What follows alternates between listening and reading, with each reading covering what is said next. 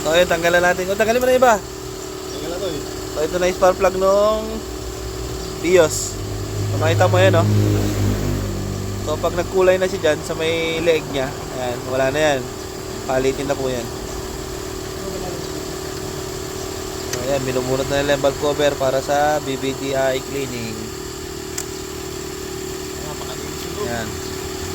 Walang oil sludge. Goods na goods, rubber ha, dalawa. Ayan pa, rubber din yan, no, pump. Dalawa rin yan eh. Ah, hindi pala, isa lang. Tago mo na yan. So, ayan. Ganito. Master Kung Lao. Ayan. Master Kung Lao yan. Binubuksan niya yung sa BBTI ng BIOS. Dual BBTI ito. Explain ko mo ba? Ha? Hindi na. Marami na nakakaalam niyan, di ba? Marami na lang magagaling eh.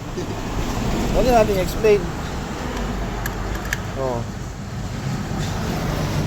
Basta dual BBTI, binubuksan niya, may nililinisan dyan. Hindi, may nililinisan talaga dyan yung strainer.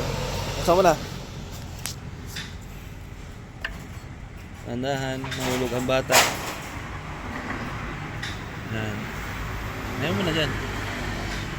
Na may o-ring sa baba. Ayan yung ano. Ito yung strainer niya. Ayan yung butas ng BBTI. Ayan yung strainer. Pakita mo. Ayan yung strainer. Ayan yung nililinisan.